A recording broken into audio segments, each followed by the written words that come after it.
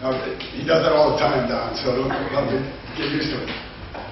Hey, again, thanks for coming out, and obviously thanks for covering the Miami Hurricanes. And great opportunity being the national game on Monday night, something that we anxiously await.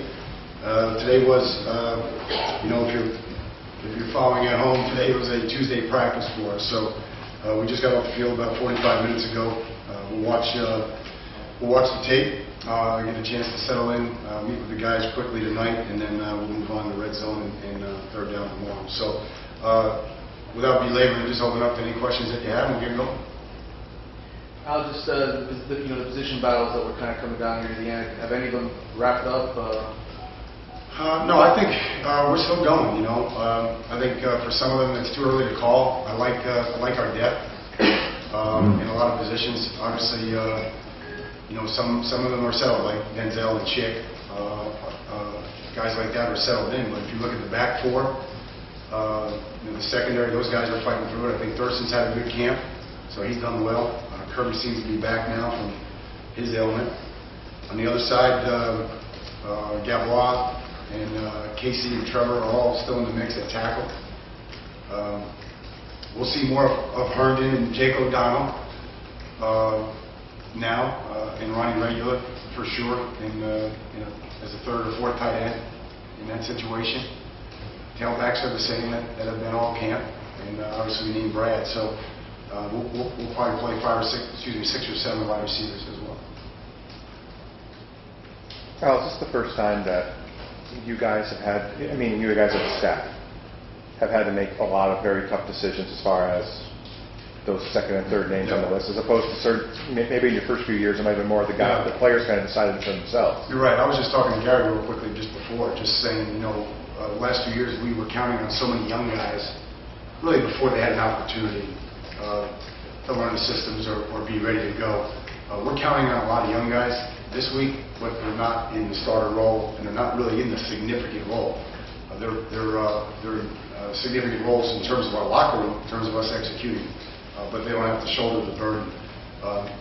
Obviously, Brad is the one outlier in this instance. So the good news with Brad, as I've been saying all along, he's got a veteran line in front of him. He's got a nice complement of veteran guys around him, a wide out tight end and running back. So he knows he doesn't have to do it all. Al, having Denzel and Mike, how much has that helped? Is there a tangible difference, do you think, in how your defense is going to play, how your linebackers are going to play within there instead of outside? Well, I think obviously he's in the middle more often now, so I think his tackling should go up just slightly. I think we'll see an increase there as he'll be readily available to either side of the field for sure, either side of the formation. So there'll be a little spike there. But I think Kirby and Grace have done a good job at will, and we're really counting on that tandem to come through for us, and they will. But Denzel clearly anchors the middle for us. He's stout, he's explosive, hasn't lost any speed, but he's as strong as he's ever been for sure. Since you finished against them last year and opened against this year, fair or not, some people might look upon, okay, this is how far, use this as a measuring stick. Sure. What is your response? Yeah, I don't really, again, I don't really worry about any of that on the outside. I can see how that would be, part of the analysis. There's no question about it. They played extremely well in the bowl game. We did nothing but give them credit. We didn't make any excuses. They executed well. They had 3 first rounders. They had one of the top quarterbacks in the draft. They beat us, and they executed really well, period. Now we can live in that moment, or we can learn from it and grow. I think this team has opted to learn and grow. I think the only problem with going back to that game for anybody is that they have a new offense, defense, and special teams. So we can look at the tape and we can look at their student athletes on the field performing last year to get used to their personnel. But we're really not going to trace who they are right now on offense, defense, and special teams back to that game or back to last season. Does that make sense?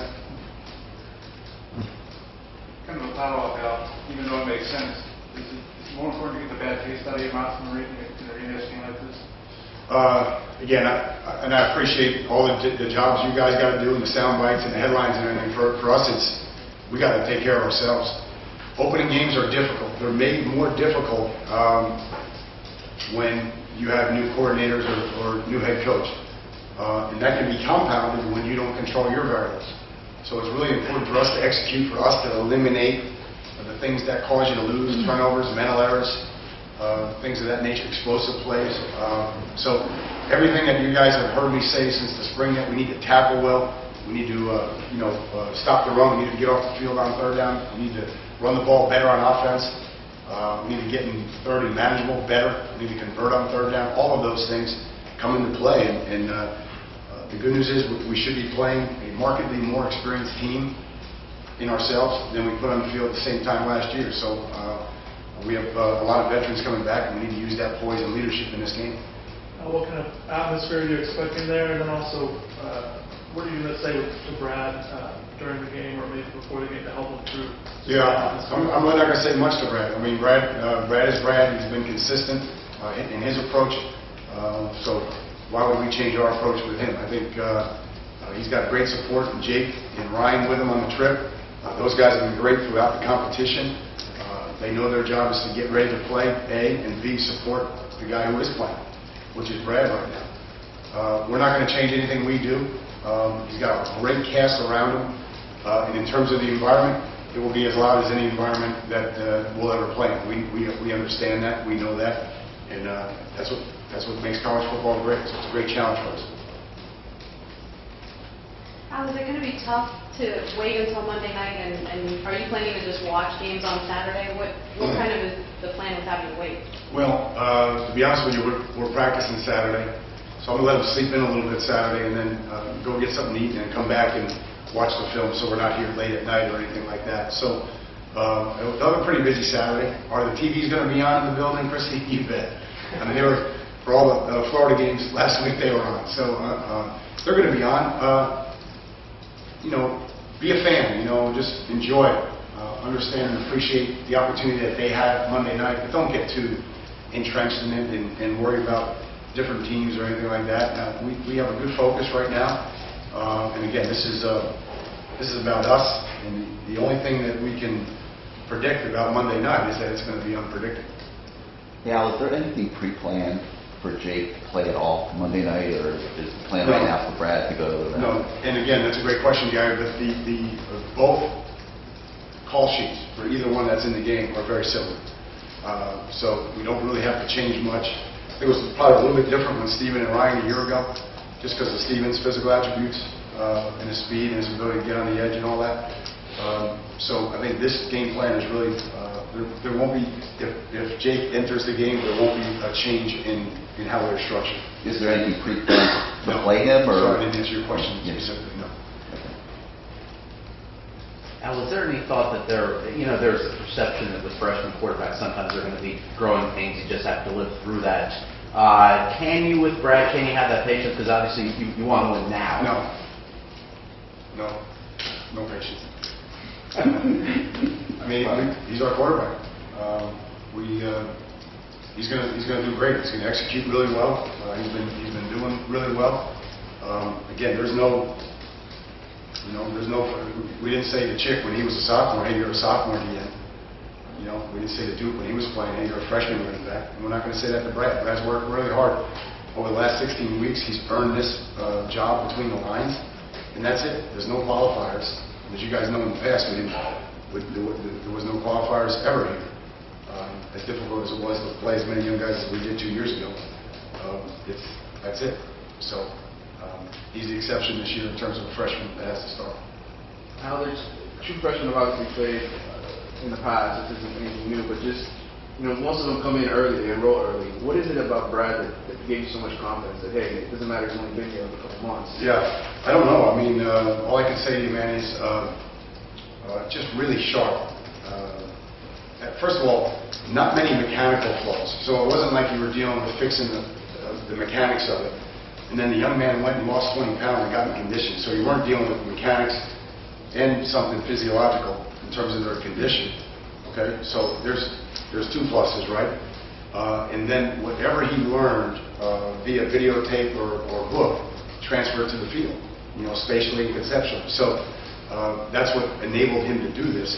Plus a young man that really is a great example for everybody in our organization in terms of what it takes, what you have to sacrifice, what you have to give up, and the discipline that you have to exhibit every day to have that opportunity. He gave up a lot. He gave up a lot socially. He gave up a lot of his time to really continue to work hard, ask the right questions, fix his flaws, and he's got a long way to go as a quarterback, as we all do. But he really worked hard mentally and physically to put himself in this position. Obviously, when he signed back in February, Ryan still wasn't hurt.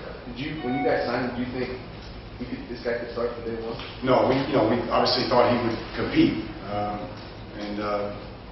but there's no question, Manny, that we took a lot of roads since April 4th, was it? Friday, April 4th. So, we've taken a lot of roads to get to this point, but I sleep well at night knowing that we have two guys that we can win with at quarterback right now, without Ryan being in the mix yet. What makes Bobby Petrino so tough to game plan and Yeah. in-game adjustments? Well, number one, he's an excellent play caller, okay? He's always had a lot of confidence and belief in his system. Multiple formations, up-tempo. His run plus completion ratio is very high. I mean, they will have some scheme runs for you that you got to put out the fire quickly or it's going to hurt you all day. So I think he's very good at scheming the run game. And then he has a nice pass game that comes off that with a high completion percentage. So he does move the ball well. And again, every coach approaches every year and every team differently, but we have to be ready for really up tempo as well with him. Does this track record make you think that even though Devontae Parker is a great receiver for them, he's out, but does that make you think they'll be just fine on offense? Yeah, I mean, Cruz, Quick, Eli Rogers, Christian, the tight end, really good. So, I mean, he's got a number of weapons plus the running game that they have. So, again, nobody likes to see anybody get hurt, especially someone like that. But he's got a really good nucleus and a really good group of guys there. And Eli Rogers, really good football player. Probably the go-to guy. He's talking highly of Quick. Cruz has been effective for them, and I've always thought the tight end is really good, Christian. Some different note. You talked about the battle of rush end, just kind of Quan and Tyreek, Yep. Brandon pressing and up and down. Yeah. So it's Tyreek. Looked like he had a really good day today. Tyreek, Quan, and Trent. All three of them will see action on Monday night. I almost said Saturday. Excuse me. So again, I think that's a good battle. And I just got done 2 days ago telling the defense, Demetrius Jackson. I just got done saying, hey, this guy's really improving over there. I know he wasn't in the mix early on. Trent was ahead of Demetrius primarily because he got here in January, knew the system really well. But Demetrius is coming on really well right now and physically changing. Has Brad played this fall at a high enough level to where, had there not been an injury in the spring, that he would have still been competing? Yeah, again, I think that's a really good question. I haven't. It's not something I've even thought about. I think you guys know how I felt about Ryan in the spring and how well he was playing, and how well he was conducting the offense and all that. So it's too hard to. You can't go backwards. It's just not part of the equation in my mind. As a head coach, I can't let it be. We continue to progress Ryan. We did a lot of move the pocket stuff with him the other day. We filmed it so he can get a barometer for where he is. We've asked him to go back and look at the couple practices before April 4th and kind of see where he's at. And we'll keep progressing him. And when that becomes part of the equation, then we'll add it up. Right now it's just two different things. I'm really pleased with the quarterbacks though in this training camp. What's it say that when April 4th happens and he's the only Come on in. Huh?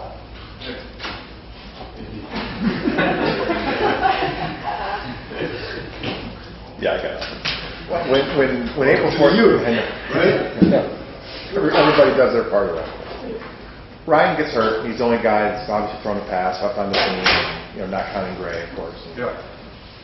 This thing, a fragile team. This thing could have gone. Your season could have ended that day, and it's gone the exact opposite way. So that's kind of speak to the foundation that you guys have put in here, because a year or two ago, exclusive all the NCAA stuff, you can take that out of the equation. Yeah. This thing would have gone real bad real quick. Well, you know, again, it's a tribute to the guys on the offense, sure, and then guys like Denzel and Chick and that rallied whoever the quarterbacks that came in. You know, I think Malik would tell you the same thing. Malik had a good camp too, Malik Rozier. So I would say that everybody embraced them and made the transition easier. I know Malik and Brad were here summer one, but Jake didn't get here to summer two. And you would have thought, you know, 2 weeks, 3 weeks into this that he'd been with us for a very long time. So the ability for them to be welcome as part of this is huge.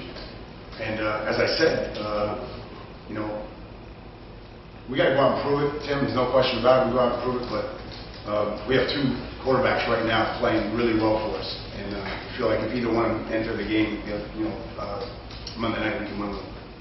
Anything else, guys? Al, is Trayon Gray caught up enough to help you in the next couple of weeks, or might that take some time? He's going to keep pushing. Probably the first thing that we'll see him on Monday night is his special teams. He's got to keep working, but I don't think there's any question that Trayon's going to have to play this year, just given our overall depth at that position. He will help us here shortly. Coach, yesterday's commitment with Bar Milo, how good is it to see Brad Kaya, who hasn't even had a snap yet? I'd rather hand the garbage back to. I can't talk about a commitment, but if you ask a question, I was just gonna ask how good is it to see that he's helping out in the recruiting process? Yeah. So just so we're clear, I'm not answering that question respectfully, but it is good. Your greatest recruiters are the young men that are in your program, because they're the ones who know how you treat them every day. They're the ones who know what the values are, and ultimately, when you start getting that endorsement or that testimony from them, the testimonies that they give to the local kids, they give to kids that come and visit, that has a lot more weight than any one-on-one sit-down that a coach has in a kind of recruiting setting. You understand what I'm saying? So I think it's good. Again, I'm not speaking to any individual player, but I think we're seeing more of that. Guys are proud of what we're building here at the University of Miami. Obviously, the resources are coming at a great time. The NCAA drops off at a good time. So it's exciting for us. Not to any specific player, but can Coley's selfies get any more elaborate?